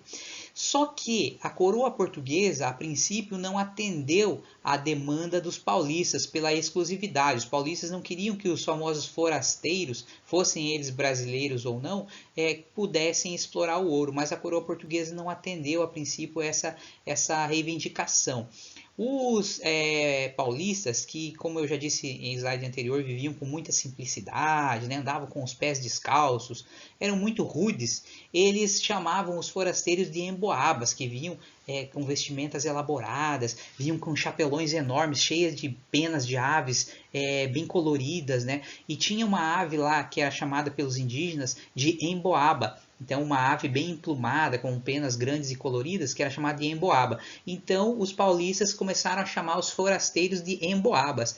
E esse conflito entre paulistas e forasteiros gerou uma guerra na região, lá pelo ouro, né, que ficou conhecido como Guerra dos Emboabas, entre 1708 e 1709. Foi um conflito ali, então, que levou algum tempo e os paulistas acabaram derrotados. Acabaram derrotados militarmente, porque não conseguiram derrotar os forasteiros, e também foram derrotados no campo legal, né, porque a coroa portuguesa não deu exclusividade para eles na exploração. Então, todo mundo que fosse para as minas tinha o direito de explorar o ouro, né? A partir daí, então, há um acirramento da dominação da coroa portuguesa sobre essa região, porque a coroa portuguesa precisa controlar essa exploração aurífera para conseguir ganhar dinheiro em cima disso e impedir que não fosse impagos os impostos, que não fosse traficado o ouro sem fazer a quintagem, como era chamado, já vou explicar, né? Que era a cobrança do imposto sobre esse ouro que era retirado das minas, tá? E nesse sentido, a coroa portuguesa então cria a capitania, uma capitania específica na região, né? Chamada Capitania de Minas de Ouro, e mais à frente passou a chamar Capitania de Minas Gerais. E a herança nós temos aí hoje o estado de Minas Gerais. No intuito, então, de organizar todo o processo lá da extração aurífera, a coroa portuguesa criou inúmeras normas, fosse para limitar a vinda de portugueses ao Brasil, como nós vimos, para organizar a vida social, para impedir ou reduzir o contrabando, para aumentar a sua receita, a sua arrecadação de impostos. Então a coroa portuguesa tomou inúmeras iniciativas. E nesse sentido, em 1702, foi criada a Intendência das Minas, que era o órgão organizador, fiscalizador da extração aurífera no Brasil. Então a Intendência das Minas, ela organizava todo o processo, desde o loteamento das minas até a cobrança do quinto, né, a cobrança dos impostos, da quintagem do ouro que era extraído lá. Tem uma curiosidade nesse sentido, que o loteamento das minas ele era feito através de leilão. Na verdade, o aventureiro que encontrava uma grande mina de ouro, ele tinha o privilégio, o benefício de escolher a parte que ele queria explorar, dependendo, obviamente, da capacidade de exploração que ele tinha, da quantidade de escravos e tal. E aí o restante ficava a cargo da coroa portuguesa, que leiloava esses lotes, essas minas para exploração. Normalmente quem matava um lote maior é quem tinha mais condições, mais dinheiro e mais escravos para explorar também. E esses lotes eram chamados de datas, não de dia, né? Como a gente conhece de calendário. Na verdade, era como se referia ao pedaço de terra, ao lote que ia ser explorado para a extração do ouro. Então era chamado de data. Como herança disso, até hoje em Minas Gerais, no interior do Paraná, no oeste de São Paulo, muitas pessoas ainda chamam terreno, lote, de data. Por exemplo, a gente chama aqui terreno baldio. Um lote, né, um terreno que não tem casa nenhuma lá, que está abandonado. Então é um terreno baldio. Eles chamam de data vazia. E isso é uma herança daquele período ainda, como os lotes, como se referia aos lotes das minas, né, que se chamavam de datas. Então a Intendência das Minas fiscalizava, organizava, leiloava, cobrava imposto, se organizava e fiscalizava todo o processo de extração aurífera na região das minas. Em 1719 também foram criadas as casas de fundição. O ouro, antes de ser transformado em barra, quando foram criadas a partir da criação das casas de fundição, ele era comercializado em pó. Então as pedras de ouro eram moídas, transformadas em pó ali, e era assim que era comercializado todo o ouro. Porém, isso abria a possibilidade do contrabando. O ouro em pó ele é mais facilmente colocado em qualquer tipo de recipiente e surgiu inclusive uma forma muito característica e curiosa de contrabando do ouro naquele período, que foi o seguinte: eles faziam imagens de santos de madeira com um fundo falso, com um fundo oco, e enchiam de ouro em pó e vendiam, exportavam para a Europa e tal, como se fosse imagem de santos, quando na verdade estava cheio de ouro em pó. E daí que surgiu inclusive aquele termo que a gente conhece, o famoso santo do pau oco. É um santo que não é santo nada, né? A metáfora se refere então a isso, né? A esse episódio histórico onde os santinhos iam com um fundo falso cheio de ouro em pó. Então as casas de fundição vinham para tentar resolver esse problema. O ouro a partir de então seria derretido, transformado em barra nessas casas de fundição. Nesse momento que o ouro é transformado em barra, a coroa portuguesa, os representantes eles já retiravam a quinta parte, os 20% que lhe cabia, colocavam um selo lá em 3D, né, na barra, imprimia na barra um selo real ali, e esse ouro estava quintado. Então quem tinha uma barra de ouro com esse selo, esse ouro era legalizado, você podia fazer o que bem entendesse com ele, comprar, vender, trocar, exportar. Agora, o ouro era proibido a partir de então de ser comercializado em pó ou barras que não tivessem o selo real. Esse ouro era considerado ilegal, portanto. Em 1720, por conta da criação das casas de fundição, eclodiu uma revolta lá em Vila Rica, que hoje chama-se Ouro Preto, lá em Minas Gerais. A revolta de Vila Rica, também conhecida como revolta de Filipe dos Santos, uma revolta considerada nativista pelos historiadores, revoltas do período do Brasil colonial, de indignação, de protesto contra os desmandos, contra a exploração exacerbada da coroa portuguesa. No caso de Vila Rica, foi que os casos ficaram indignados com a fundação das casas de fundição, ou seja, eles gostavam da ideia do ouro poder ser comercializado em pó, era mais fácil, era mais flexível e também abria a possibilidade deles sonegarem impostos, né, de não pagarem a quinta parte, os 20% que cabia à coroa portuguesa. Então eles ficaram indignados com esse controle exagerado na visão dos revoltosos lá, por causa da criação das casas de fundição, mas também teve um segundo motivo, que havia na região das Minas um monopólio por parte dos chamados reinóis, que eram portugueses que monopolizavam o comércio de inúmeras mercadorias na região, ou seja, a coroa portuguesa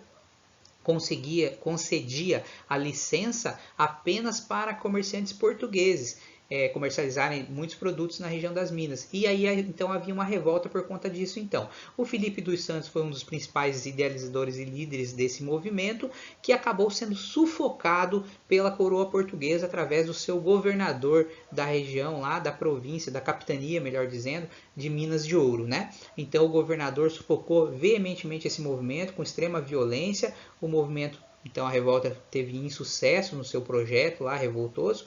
O próprio líder, o Filipe dos Santos, acabou sendo executado como penalidade, como punição por ter liderado esse movimento.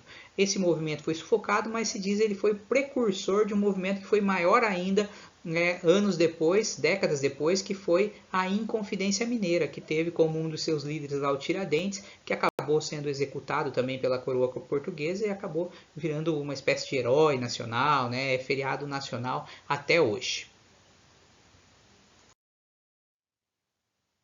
Havia dois sistemas básicos para o controle das minas no sentido da arrecadação dos impostos. O primeiro era o quinto, o mais conhecido, Quinto significa a quinta parte, 20% de tudo que era extraído. E o segundo, a captação, que vem de capta, cabeça, né? Que era um imposto cobrado por escravo ou por faiscador. Faiscador era um aventureiro, um cara individual que ia lá muitas vezes sem mão de obra, sem escravo, sem nada, para tentar encontrar o ouro. E normalmente eles usavam equipamentos muito simples, como a bateia, né? Que era um tipo de bacia para separar o ouro das outras pedras. Enfim, eram grandes aventureiros. Os caras iam lá para tentar encontrar ouro. Às vezes, um aventureiro como esse tinha um escravo, 2 escravos, meia dúzia de escravos, mas não era um grande minerador. Então eles eram aventureiros chamados de faiscadores. E a coroa cobrava um imposto que era por cabeça, per capita, né? Por isso era chamado de captação. Mas com o passar do tempo, como diz o lembrete ali, a captação foi substituída pelo antigo quinto do ouro, os 20%. Então, independentemente se você era um grande minerador com muitos escravos, ou se você era um pequeno faiscador, todo mundo pagava 20% de tudo que era retirado lá das minas, né? Esse negócio dos 20% do ouro é uma coisa interessante porque ele acabou gerando, a quintagem, né, acabou gerando a derrama. O que era a derrama? Como diz ali no lembrete, né? Sistema pelo qual obrigava-se os homens bons, entre aspas, brancos e ricos, a zelarem pela arrecadação do quinto. Cada homem bom deveria extrair no mínimo 100 arrobas anuais, sob pena de ter seus bens confiscados pela coroa. Um arroba é igual a aproximadamente 15 quilos de ouro, o que significa cada homem desses brancos e ricos, que eles chamavam de homens bons, não é porque eram bons, mas é porque eram brancos e ricos, que tinham muitos escravos, tinham que retirar pelo menos 1.500 quilos de ouro das minas por ano e pagar o quinto, 20%, que dava 300 quilos para a coroa portuguesa. Caso esses caras não conseguissem retirar, então, essa quantidade, ou seja, 100 arrobas por ano, eles tinham que pagar com seus próprios bens pessoais, galera. Ou seja, eles eram destituídos, eles tinham seus bens confiscados pela coroa portuguesa. E isso era a derrama. E isso causava muito descontentamento por parte desses homens bons, que estavam indignados. E, inclusive, para muitos, esse é o principal motivo da Inconfidência Mineira, que foi aquele movimento revoltoso que buscou a independência da região das Minas e é tido como o primeiro grande movimento independentista do Brasil colonial. Ocorreu em 1789 na região das Minas Gerais. Foi um movimento elitista, foi um movimento organizado pela elite das Minas Gerais, né? Várias lideranças ali, mas principalmente grandes proprietários de escravos, grandes mineradores, com participação de alguns da classe um pouco mais baixa, da classe média ali das Minas Gerais, como por exemplo o próprio Tiradentes, né, que tinha sido dentista e que durante o período da Inconfidência Mineira ele foi alferes, ele era um posto militar, mas não era do topo da hierarquia militar, né, era uma camada intermediária ali. E esse movimento acabou não dando o resultado final que eles queriam, né, a independência da região das Minas Gerais em relação à coroa portuguesa. Ele acabou sendo sufocado pelo governador também, como tinha sido lá o movimento do Felipe dos Santos em Vila Rica. Ele foi sufocado porque houve um traidor lá que delatou para o governador o projeto dos Inconfidentes, né? Inconfidentes quer dizer secreto, né? O projeto secreto que eles tinham e que eles organizaram exatamente para uma data de uma derrama, um dia em que a coroa portuguesa confiscaria os bens desses homens bons. Por quê? Porque nós estamos falando de 1789, um período em que o ouro já estava praticamente exíguo na região das Minas Gerais, já tinha completamente sido extraído de lá, já tinha muito pouco ouro lá, e esses caras não estavam mais dando conta de extrair tanto ouro, e a coroa exigia que se extraísse pelo menos 1.500 quilos por ano, né, para pagar o imposto, o quinto. Então esses caras não estavam mais conseguindo essas quantias e estavam tendo seus bens confiscados, o que gerou uma revolta, e a partir dessa revolta eles tentariam tomar o poder então na região, destituir o governador e proclamar a independência da região das Minas. Mas o movimento acabou sufocado por causa dessa delação, desse traidor do movimento, e os líderes foram presos. Então, a maioria deles foi exilada para a África, foi mandado embora do Brasil, e o Tiradentes foi pego como grande exemplo, porque se diz que ele era o peixe pequeno do movimento, né, um alferes. Ele acabou então sendo enforcado e esquartejado publicamente para servir de exemplo. Era a maneira de se fazer justiça entre os brasileiros naquele período, né? Lusos e brasileiros. E então o Tiradentes foi enforcado. E essa data, 21 de abril, é tido até hoje como um feriado nacional, porque a figura do Tiradentes foi mitificada, foi heroificada bastante tempo depois, né? Não logo que aconteceu, mas depois que o Brasil ficou independente de Portugal e surgiu uma história oficial do Brasil, então a figura do Tiradentes acabou sendo mitificada. Aqui nós temos então o desenho que estava na capa lá no início da aula, que é do Carlos Julião, que é um artista italiano, né? E essa imagem é um desenho intitulado Cerro Frio. Ele é do século XVIII, galera. Tá lá na Fundação Biblioteca Nacional. E como se pode observar naquela imagem ali, a gente vê uma espécie de cobertura onde um monte de escravos agachados ali, um monte de africanos, eles estão minerando, né? Estão procurando então encontrar diamante provavelmente ali.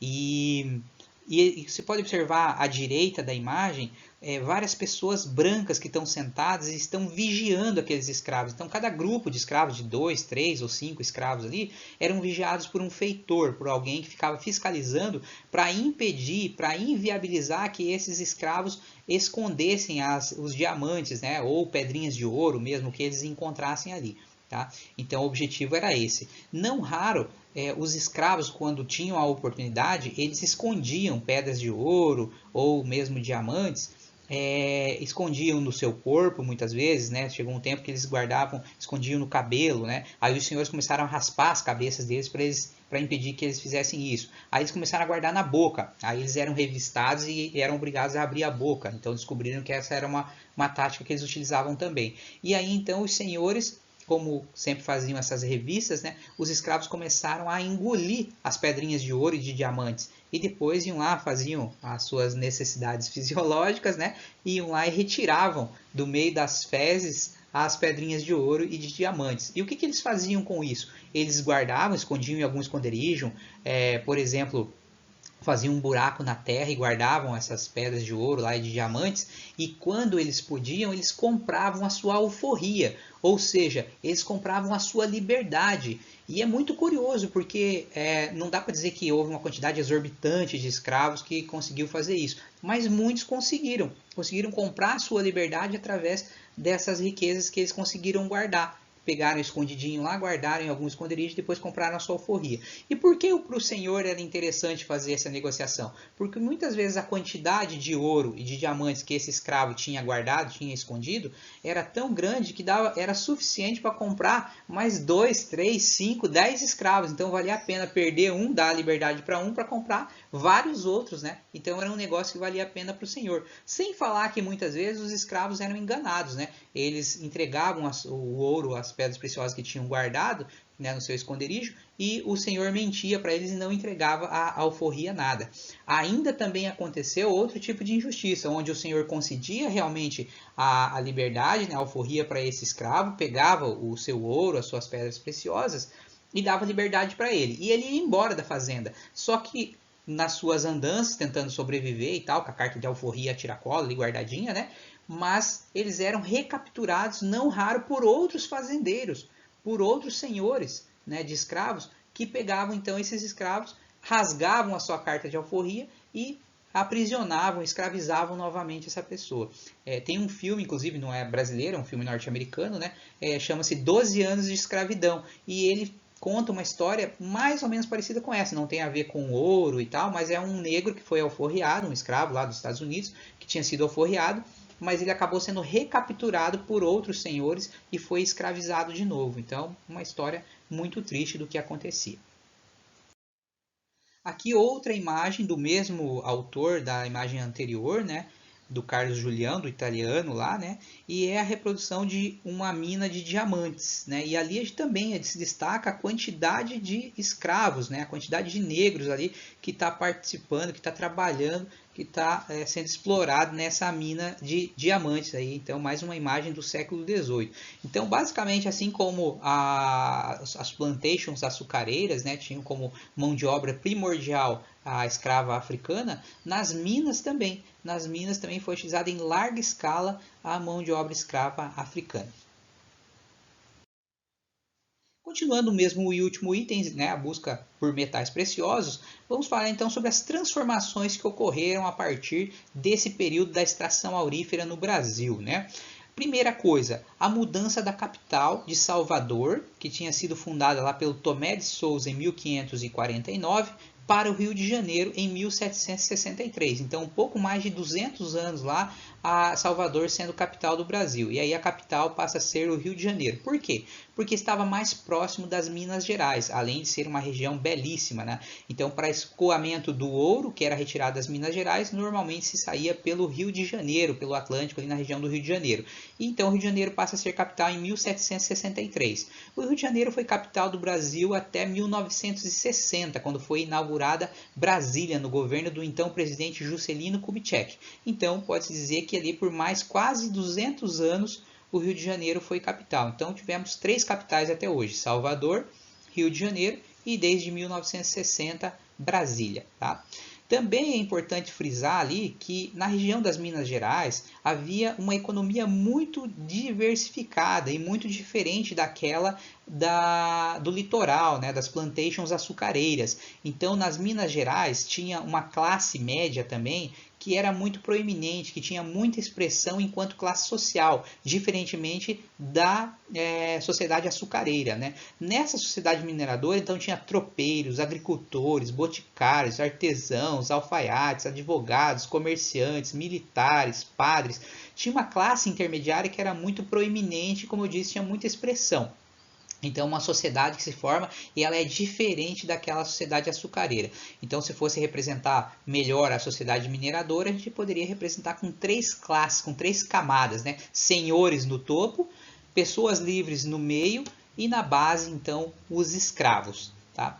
E, claro, é a manutenção do pacto colonial, daquela forma de exploração da coroa portuguesa, né, sobre sua colônia. E é o mesmo sistema do pacto colonial.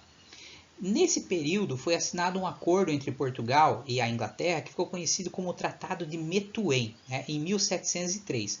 Através desse tratado, Portugal importava da Inglaterra um monte de produtos, né, manufaturados, dentre eles principalmente tecidos, roupas, né, e exportava vinhos para a Inglaterra. E nessa relação, a balança comercial sempre pesava a favor dos ingleses, né? Porque produtos manufaturados eram mais caros do que o vinho e outras matérias-primas que os portugueses vendiam para a Inglaterra. Então, boa parte do dinheiro que foi arrecadado, ou melhor, do ouro que foi retirado do Brasil, foi parar nas mãos dos ingleses, como a gente pode ver no lembrete ali abaixo, no rodapé. O ouro do Brasil ia parar nas mãos dos ingleses. E já se dizia à época, né, e posteriormente também se disse muito isso, que o ouro brasileiro no Brasil deixou buracos, né, para Portugal deixou dívidas e foi nas mãos dos ingleses, cara. Então, realmente, o ouro brasileiro, em boa medida, em grande quantidade, foi para a Inglaterra. Pessoal, como eu falei, então, a sociedade mineradora do século XVIII ela era muito específica, né? É uma sociedade mais urbana que se formou lá nos estados de Minas Gerais, Goiás e Mato Grosso, né? É uma sociedade de vilas e cidades, né? Havia uma flexibilidade social maior aí nessa região, a maior possibilidade de ascensão social, né? E claro, surge uma classe de letrados nessa região, né? Que eram estudantes de universidades do exterior, oriundos da região das Minas Gerais. Então, filhos de grandes mineradores e grandes senhores de escravos que ganharam dinheiro, que conseguiram enriquecer pela exploração do ouro e que mandavam seus filhos para estudar na Europa, especialmente em Coimbra, em Lisboa, né, mas também em outras cidades europeias. E esses caras voltavam então letrados, né, com um grande grau de escolaridade para a região das Minas Gerais. Então, é uma classe importante de estudiosos, de escritores, de todas as áreas, pessoal especializado em leis, né, muitos advogados, né, muitos juristas. Muito bem. Esse enriquecimento através do ouro, ele não foi uma tônica, digamos assim, não foi todo mundo que foi para lá para as Minas Gerais que enriqueceu. Na verdade, o ouro no Brasil foi uma grande frustração para a maioria, para a imensa maioria dos aventureiros. Havia muita riqueza e muita pobreza ao mesmo tempo naquela região. Por quê? Porque se extraía muito ouro de lá, mas esse ouro mal dava para comprar comida para a maioria. Por quê? Porque houve o inflacionamento dos alimentos. Haja vista que a maioria absoluta das pessoas que iam para as Minas Gerais, ia justamente em busca do metal, ia em busca de ouro, de pedras preciosas. E poucos se arriscavam, poucos se interessavam em produzir alimentos, né, em cultivar uma agricultura de subsistência. Ocorre então que essa falta de alimentos, especialmente, mas também de outros produtos, outras mercadorias, como remédios, roupas, etc. e tal, na região, fez com que o preço subisse muito. Então, muitas vezes as pessoas tiravam muito ouro das minas para meramente conseguir se alimentar, comprar um pouco de comida, comprar uma roupa, comprar um remédio. Então havia muita riqueza e muita pobreza concomitantemente na região das Minas Gerais. Tá? E como eu disse, né, frisando-lhe mais uma vez, que alguns escravos, não a maioria, uma minoria, mas muitos conseguiram então comprar a sua alforria. E também uma outra característica que, apesar de ter diferenças em relação à sociedade mineradora e à sociedade açucareira, é que manteve-se um certo patriarcalismo, que era característico da sociedade açucareira, também ele existiu na região das Minas Gerais. Continuamos falando ali então sobre a busca pelos metais preciosos, né? O ouro e a era pombalina. Entre 1733 e 1748, mais ou menos ali, né, meados do século XVIII, houve o auge da produção aurífera, da extração do ouro nas Minas Gerais. Mas a partir daí começa um período de declínio, ou seja, o ouro começa a se extinguir, se esvair das Minas Gerais, então começa a diminuir a extração de ouro na região. Quando chega no final do século XVIII, já realmente está em crise, ou seja, já não tem mais muito ouro para retirar de lá, já está acabando a extração aurífera. Nesse período, meados do século XVIII, então 1750, morre o rei de Portugal, Dom João V, e sobe ao trono seu filho, o Dom José I. E o Dom José I, através da figura do seu primeiro-ministro, um cara chamado Sebastião José de Carvalho e Melo, mais conhecido como Marquês de Pombal, adotam ideias iluministas, ou seja, daquele movimento que estava entrando no seu auge na Europa, que eram ideias que colocavam a razão em detrimento da fé, e isso implicava em inúmeras medidas políticas, sociais, culturais, econômicas. E muitos monarcas europeus da época, né, chamados reis absolutistas, adotaram essas políticas, ou seja, medidas, ideias oriundas do iluminismo. E esses caras ficaram conhecidos como déspotas esclarecidos, porque por adotarem algumas ideias iluministas, é claro, aquelas que lhes interessavam, outras que pudessem afetá-los, que pudessem ameaçá-los no poder absoluto, eles não queriam não, mas algumas ideias eles adotaram. E o Marquês de Pombal, então, adota muitas medidas que acabaram afetando o Brasil diretamente. Por exemplo, a criação das companhias de comércio, no caso, principalmente para desenvolver a região norte brasileira. Também adotou inúmeras medidas para tentar impedir ou acabar com o contrabando de ouro e pedras preciosas no Brasil. Incentivou a instalação de manufaturas tanto em Portugal quanto no Brasil, coisa que era praticamente inviável. Isso não fazia parte da política portuguesa até esse período, tendo em vista que os portugueses focavam então a exploração brasileira através do sistema de plantation e agora da extração do ouro, mas não da produção manufatureira. Por quê? Porque as manufaturas normalmente eram adquiridas pelos portugueses de outros países que focavam nelas. Por exemplo, a Inglaterra, como nós vimos no slide anterior, através do Tratado de Methuen. Muito bem, então incentiva a partir desse momento a instalação de manufaturas no Brasil. Apesar disso, não houve grande avanço nesse quesito no território brasileiro, haja vista que a elite brasileira estava muito acostumada com a indústria agromanufatureira, ou seja, a agricultura, né? E aí então não houve grande desenvolvimento de manufaturas aqui, apesar da iniciativa da coroa portuguesa nesse período. E outra coisa importante que aconteceu foi a expulsão dos jesuítas em 1759, galera. Lembrando que os jesuítas foram fundamentais no processo de colonização e exploração do Brasil, pelo menos até o século XVIII. Então, entre os séculos XVI e XVIII, quando eles começaram a vir para cá, pelo menos por uns 200 anos, os jesuítas foram fundamentais, tiveram um papel essencial aqui no Brasil. Agora, Portugal, ou seja, a coroa, abria mão do trabalho dos jesuítas, pelo contrário, os considerava inimigos, os considerava obstáculos à exploração aqui no Brasil, via neles um atraso, né? Então, como é a razão em detrimento da fé, logo então a fé pode ser então inviabilizada, descartada ou pelo menos obstaculizada. E os jesuítas são expulsos do Brasil então em 1759, sob várias alegações. A ideia principal é que eles eram contrários aos interesses da metrópole, pregavam ideias que iam contra os interesses da metrópole, que prejudicavam os negócios da metrópole portuguesa. Bom, eu disse anteriormente que o ouro no Brasil deixou buracos, em Portugal dívidas e foi parar nas mãos dos ingleses. Mas tem um legado interessante aqui para o Brasil. No Brasil, o ouro deixou algumas igrejas, ou melhor, deixou algumas obras de arte, principalmente em igrejas brasileiras da região das Minas Gerais, né? E tem dois artistas que se destacaram nesse período aí. Um cara chamado Antônio Francisco Lisboa, também conhecido como Aleijadinho, e o mestre Ataíde. O Antônio Francisco Lisboa, né, o Aleijadinho, nasceu em 1730 e morreu em 1814. Ele foi um escultor, arquiteto e entalhador brasileiro, filho de um mestre de obras português, um homem branco, e uma de suas escravas. Então foi fruto desse relacionamento, né? Mas ele era um homem livre. E ele teve uma doença degenerativa dos membros superiores, das mãos, né, que causou a paralisia das mãos. E com o passar do tempo, foi um processo gradual, né? Ele começou a não conseguir mais abrir as mãos e movimentar os dedos, enfim, e ele pedia que as pessoas atassem, amarrassem aos seus pulsos as ferramentas, o martelo, a entalhadeira lá e tal, para ele conseguir continuar fazendo as suas obras de arte, né? E ele fez inúmeras obras nesse período, normalmente de fundo religioso, né? São as obras chamadas de barrocas, já vou explicar o que significa isso, né?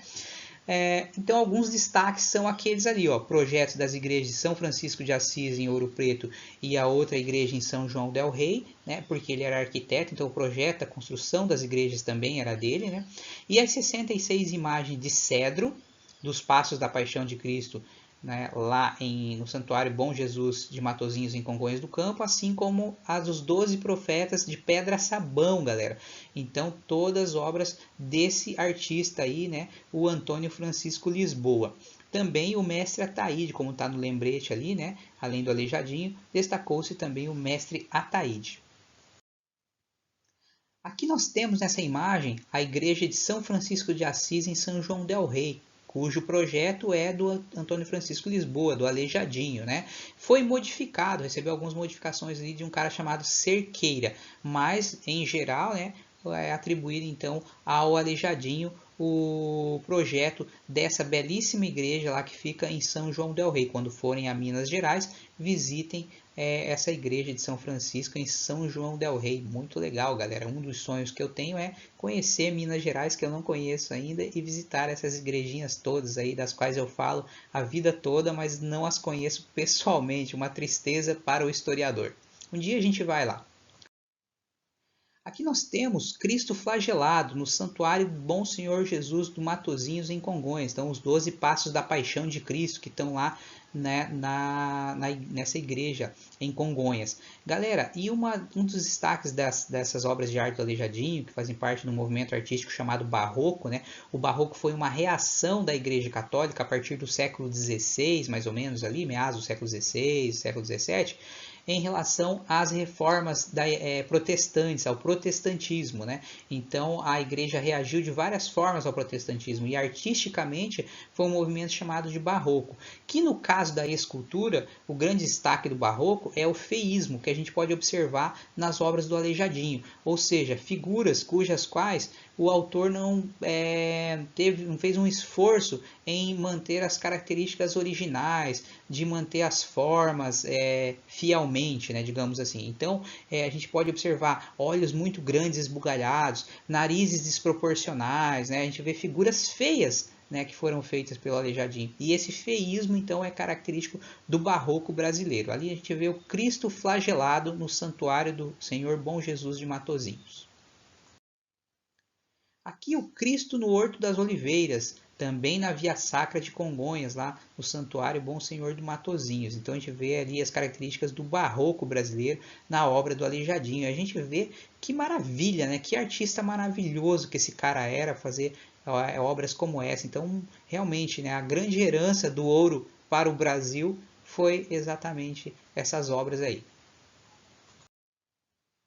Aqui mais uma cena do carregamento da cruz na Via Sacra, né, de Congonhas, lá na Bom Senhor, o Santuário Bom Jesus Matosinhos, né, Bom Senhor Jesus Matosinhos, e a gente vê novamente ali as características do barroco, né, o feísmo está muito presente nessas obras. Aqui a gente vê o retábulo da Capela Mor da Igreja de São Francisco, em São João del Rei, né? Então essa igreja cujo projeto original do Aleijadinho, a gente vê todo o retábulo lá entalhado por esse artista. Então, obras lindas, né? E a gente vê muitos detalhes que são cobertos em ouro ali, né? Detalhes que tem ouro, que tem pedras preciosas, realmente. Inclusive essas igrejas não raro já foram objeto de assalto, de interesse de bandidos aí, de roubar essas obras por realmente ter partes em ouro e pedras preciosas. Aqui, profetas no santuário do Senhor Bom Jesus de Matozinhos em Congonhas do Campo, né? Então ele fez os 12 profetas lá em Pedra Sabão, galera. E aqui a gente vê 3 dessas obras, né? Dos 12, vemos essas 3 aí. Da esquerda para a direita, o profeta Ezequiel. No centro ali, o Oséias. E à direita, o profeta Daniel. Então, em Pedra Sabão do Aleijadinho. Esse é um recibo que foi assinado pelo Aleijadinho quando ele recebeu o pagamento pela obra dos profetas, tá? Tá no Museu da Inconfidência em Minas Gerais. Então ele foi pago, obviamente, ele é um artista, mas ele recebia por suas obras. E aqui nós temos um recibo, então, uma fonte histórica que é peça de museu atualmente. Chegando ao final então dessa aula sobre expansão territorial brasileira e economia do ouro e como de praxe, dicas de leituras e de filmes. Olha lá, para ler pessoal, Carlos Henrique Davidoff, Bandeirantismo, Verso e Reverso. Olha lá que legal, cara, para entender um pouco mais sobre essa atividade tão importante e responsável pela expansão territorial brasileira, mas que nós vimos a controvérsia sobre ela também, né? Por isso, verso e reverso. Olha lá, ó. Laura de Melo e Souza, Opulência e Miséria nas Minas Gerais, que nós também vimos durante a aula, né? Havia ao mesmo tempo tanta riqueza e tanta pobreza. Então, opulência é riqueza e miséria nas Minas Gerais. Então, as duas coisas caminhavam juntas ali naquela região, nesse período da extração aurífera no Brasil. Então, títulos que valem a pena. Para assistir, Ganga Zumba, um filme brasileiro de 1964 que fala de um dos grandes líderes do quilombo de Palmares ali, né, o Ganga Zumba, junto com o Zumbi, e a direção desse grande diretor brasileiro, Carlos Diegues, também conhecido como Cacá Diegues, né? O Caçador de Esmeraldas, filme brasileiro de 1979, direção do Oswaldo de Oliveira, cara. Aí tem um filme também brasileiro de 1984 chamado Quilombo, que de certa forma então tem a ver com tudo isso que a gente viu, porque a gente falou que a mão de obra escrava africana foi fundamental para todas as atividades laborais da colônia, inclusive a extração aurífera, né? Então, um filme brasileiro também do Cacá Diegues, de 1984, e um outro filme brasileiro de 1976, também do Cacá Diegues, chamado Chica da Silva, que fala dessa mulher, né, dessa escrava liberta também, né, e que tem uma história bem interessante aí nesse filme, que é retratado nesse filme Chica da Silva. Então, pessoal, mais uma vez, muito obrigado pela atenção, pela compreensão de todos. E tchau, até a próxima, galera.